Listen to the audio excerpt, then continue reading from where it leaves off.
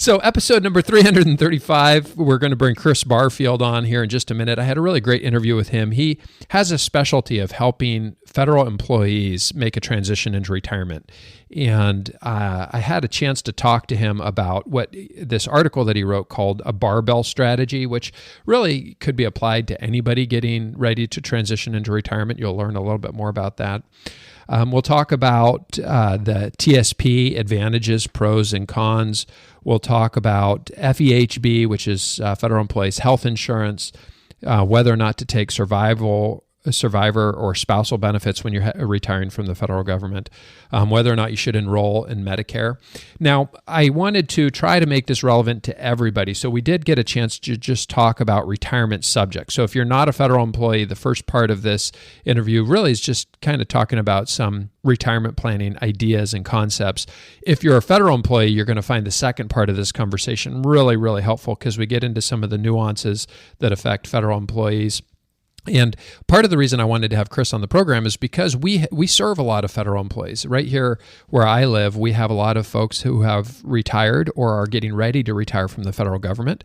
We do a lot of planning for them. And so we're always looking to bring experts on that we believe are going to help our listeners and our community. So without any further ado, I hope you enjoy this interview with Chris Barfield. Thanks so much. All right. It is my good fortune to bring Chris Barfield onto the program this morning. You can find him at Barfield Financial, but let me tell you a little bit about his bio before we jump into the interview. So he's been in law enforcement, federal and state, for over 25 years now. First as a police officer in Charlotte, North Carolina, and for the last 22 years with the U.S. Marshals Service. He's currently a forensic accountant with the USMS assigned to the United States Attorney's Office. On the side, he runs Barfield Financial LLC, which is a company that assists federal employees with their FERS benefits. He seeks to provide education through a monthly newsletter and the resources on his site. He also offers retirement consultations and some light litigation support during divorces and federal employees. And this will become a full-time company as soon as he retires. And he's also going to be offering investment and tax services as part of Barfield Financial. He says, at least when it's not hunting season. Chris Barfield. That's right. Hey, welcome to Sound Retirement Radio. So glad you could be on the show with us today. Thank you, Jason. My pleasure. I'm excited to get into this interview. I want to tell you a little bit about how this came to be. So in the area where I live out here in Washington, near Seattle, we have a lot of federal employees. And as a result, we've had some experts on the program in the past to specifically talk about federal employees' retirement systems, such as Chris Kowalik from ProFeds or Dan Jameson from the FERS Guide.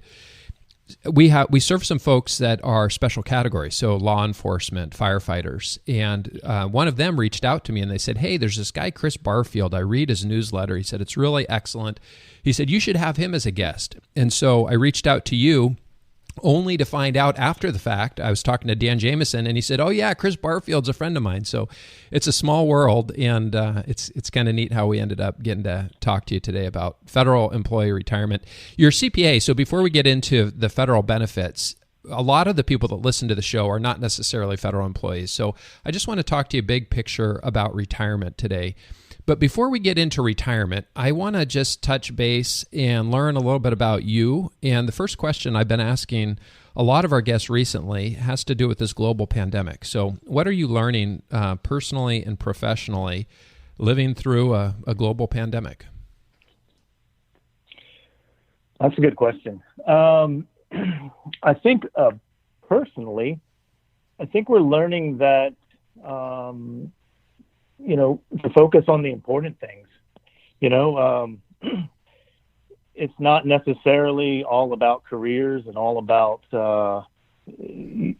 just getting after it every single day. I've personally been teleworking for quite a bit and spending a lot more time with family, and I've enjoyed that personally. But I think also, there's a lot of people that have lost loved ones due to the virus, and it's very, I think sometimes we take it for granted just how much time we have left with our loved ones. So I think that people are appreciating family maybe a little bit more and thinking about things that are more important than just necessarily finances and careers and all of those things. So I've enjoyed that part of it, just being around family more and without as many work distractions as were typical.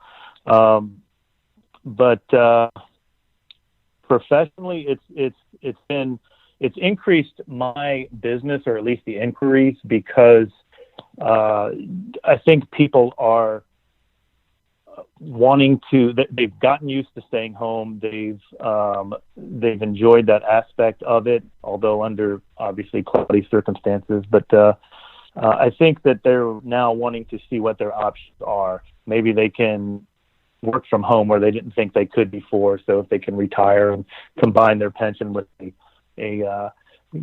teleworking job or something, working from home, that maybe they would like that. I think companies in general have seen that they can be effective and efficient with employees working remotely. So that, I think, has increased the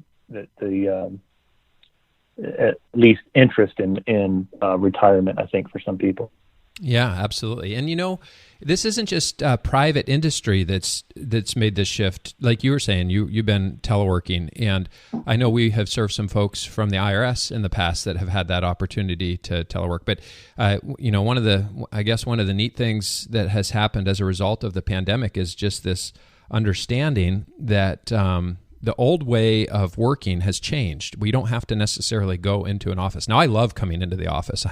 I like the separation from working from home, because for me, it's really hard I get distracted very easily when I'm at home. So it's better for me to be able to come into the office, but I appreciate that. I would imagine going into 2021, just before we started the program here, you said that leave right now, coming up on the end of the year. Do you have retirement on the horizon, Chris, or what does that look like? In your bio, you mentioned that you've got this kind of side hustle, Barfield Financial, that you're working on. But when are you thinking about retirement for yourself? Yes, I have approximately 22 months left before I'm first eligible, and I will go at first eligibility. So a little less than 2 years. Okay, awesome.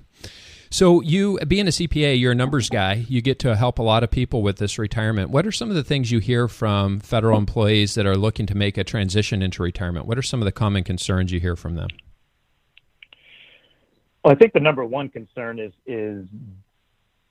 they don't think that they can retire. They make a certain amount of money regardless of what it is, and they think, well, they've done some just preliminary checking into their annuity and what they will get, and they think, well, there's no way I can retire. I have kids in college, or I have that's not enough money. Where can I go to make the same amount of money? That sort of thing. So that's their concern. But as we really dig into it and compare apples to apples, a lot of times those fears go away. It's not as dire as they first think. What is it? What's included in the analysis? Like, how does somebody come to that conclusion that they're going to be okay if they're going to make the transition into retirement? Well, one of the things that they need to understand is that when they look at let's say they make $100,000 a year now, and they're looking at their pension, their annuity that they're going to get, and maybe it's only $40,000 or so, and so they look at that and say that's a $60,000 a year pay cut. But they don't factor in all the things that would not be coming out of the retirement check that are currently coming out of their paycheck that they get biweekly now. So any contributions to thrift savings, their contributions to retirement, Social Security, those sorts of things that aren't coming out. Probably less taxes would be coming out. So then once you start to add those things back in, you get a little bit clearer picture so that you can compare, like I said, apples to apples, Really understand the amount of income that you're going to be taking home in that paycheck as you're heading into retirement.